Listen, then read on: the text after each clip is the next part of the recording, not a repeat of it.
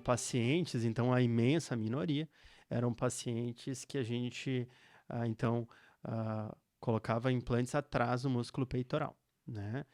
E então, consequentemente, a imensa maioria dos pacientes que eu colocava implantes mamários, seja num aumento mamário ou numa mastopexia, ganhavam implantes na frente do músculo e nenhuma minoria atrás do músculo. E com o avanço dessa técnica submuscular, porque a gente chama de dual plane com alça lateral de sustentação, uma modificação onde a gente não libera tanto o músculo Dual peitoral. plane significa que parte da prótese Um, está um, atrás de um plano de e músculo um pedacinho e o segundo plano seria a um glândula. pedacinho do implante não vai ficar totalmente coberto pelo músculo, então a gente Dois chama planos. 2 planos, é uma técnica que existe Plano duplo. desde 1999, é um cirurgião americano que publicou, mas em 2020 um cirurgião brasileiro publicou uma evolução, final de 2020, que se chama alça lateral, que é utilizar o segmento lateral do músculo, Uhum. não fazer essa liberação lateral para estabilizar mais o implante, né? Então a gente vai ter um músculo peitoral e estabilizando o implante, né?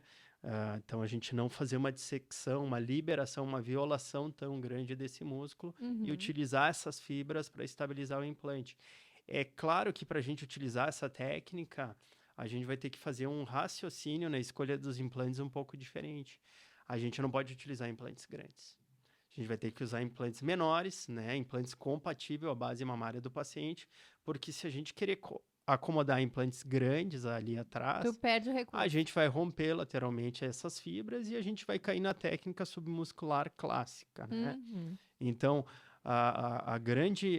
o grande fator positivo dessa técnica é a gente conseguir estabilizar mais o implante com a musculatura e, consequentemente, esse implante não se apoiar tanto na pele, no tecido mamário. Uhum. Se eu consigo estabilizar com a musculatura, o implante não se apoia tanto na pele e no tecido, consequentemente, eu vou ter um implante mais bem posicionado por mais tempo. Mas sem exceder a capacidade de sustentação. Exatamente, né? E Uhum. escolhendo implantes, então, compatíveis à base mamária e uma técnica que não permite implantes grandes. Então, é uma técnica para pacientes que entendem, né? E vão querer mamas médias para pequena, né? Entendi. O implante estando atrás do músculo e o músculo estabilizando, no início, no início o músculo vai pressionar um pouco esse implante, então o paciente tem uma sensação de pressão. E a mama fica um pouquinho amassada, o implante fica um pouquinho amassado nos primeiros dias.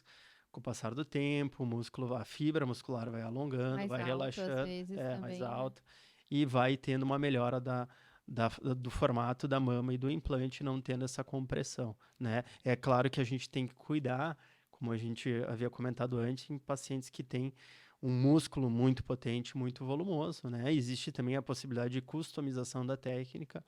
O músculo peitoral tem 2 folhetos, né? Então, quando a gente fala dual plane customizado, a gente pode, por exemplo, fazer uma secção, a gente chama de miotomia, mas é secção das fibras do folheto posterior do músculo, né? Isso é uma possibilidade que a gente pode fazer em algumas pacientes, né? Em casos extremos, e a gente pode conversar sobre isso com as pacientes.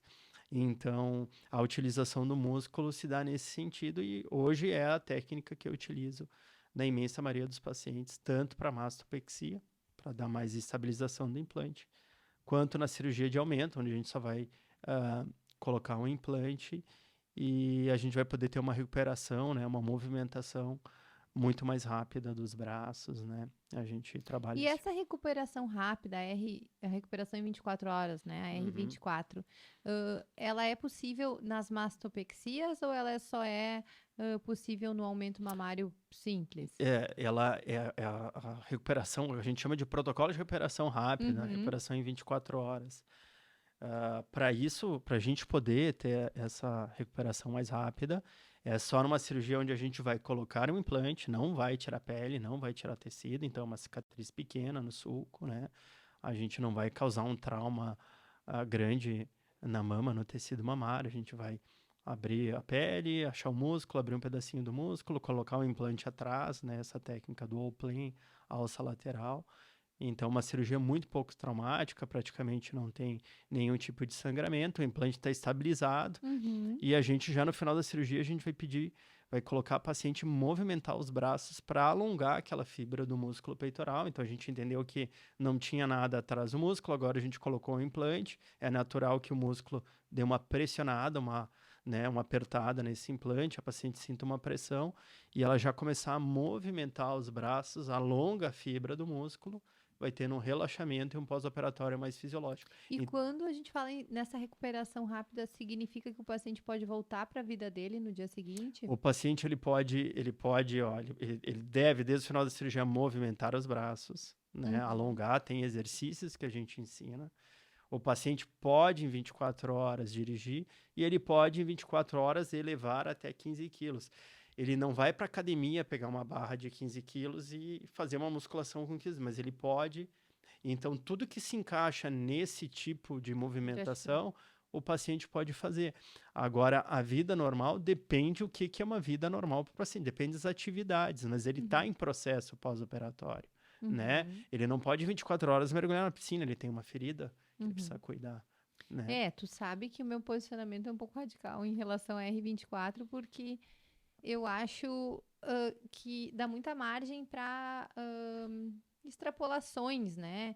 E hoje em dia uma das minhas lutas dentro da cirurgia plástica é para que o paciente se respeite um pouco mais em relação aos seus traumas e muitas vezes é difícil orientar o paciente que ele vai fazer uma movimentação mais a nível fisioterapêutico do que propriamente que ele vai viver a vida dele e vai acumular um trauma no outro e vai tocar adiante. Então, essa é a minha ressalva, mas o que eu gostaria, assim, de saber de ti é se tu considera essa movimentação mais como uma fisioterapia ou como uma liberdade para o paciente fazer uma cirurgia hoje e amanhã ele trabalha ali um trabalho mais burocrático, ele já vai estar lá com dor, enfim. Então, são pontos que eu gosto, eu falo isso com os pacientes. O grande benefício dessa técnica não é o paciente poder se movimentar já no final da cirurgia ou dirigir em 24 horas. O grande benefício... Ou ir pra festa mostrar peito novo. O grande benefício é que a técnica vai permitir uma maior estabilização do implante. Esse é o grande benefício a longo prazo, né? A paciente deve movimentar os braços, não é pode, ela deve movimentar já desde o final da cirurgia, porque esse movimento alonga a fibra do músculo, alongando a fibra, relaxa, ela tem menos pressão, ela tem um pós-operatório mais fisiológico, né? Então, fazer os exercícios, e sim, tem um pouquinho de dor, né? Foi feita uma cirurgia, tem algo ocupando um espaço que até não existia, então tem um certo desconforto. Então, isso é um processo de reabilitação. E a gente vai permitir o paciente daí sim dirigir e se movimentar. O que a gente não quer, e eu não gosto, é quando um paciente nos procura porque tu faz aquela técnica. Eu quero operar contigo porque tu faz a técnica de operação rápida. Né? Não, eu quero que as pacientes se operem comigo. Porque tu vai saber indicar essa técnica para aquelas que confiam em mim, porque pegaram referências, eu operei conhecidas, ele é um bom médico, ele cuida muito bem de mim. Até consulta, porque não vai poder propor essa técnica exatamente, se identifica com o médico, se identifica com os cuidados. Exatamente. Então, esse é o nível de percepção que a gente quer que os pacientes tenham, e não que o paciente ele venha fazer uma cirurgia contigo por causa de uma técnica, né? E realmente a nossa rede social, ela vai mostrar parte do que nós somos, né, como médicos. Então, uma tecla que eu costumo bater bastante aqui é que nada vai substituir a avaliação presencial, né? Para tu construir algumas coisas e para tu destruir, enfim, desfazer outras impressões, outras motivações que estão te trazendo, que o paciente até ti, né? Então, a consulta médica, ela realmente vai ser o divisor de águas, né? Então, a gente cada vez tem mais técnicas, cada vez tem mais tecnologia. Se fala muito sobre o futuro da medicina, como vai ser o médico no futuro, os robôs vão operar, a inteligência artificial vai prescrever o tratamento, mas é verdade que quanto mais o tempo passa, quanto mais tecnologia tem, quando a gente identifica um problema na nossa vida, a gente quer uma pessoa humana para ali te dar um conselho, para estar contigo, para te ajudar a resolver o problema.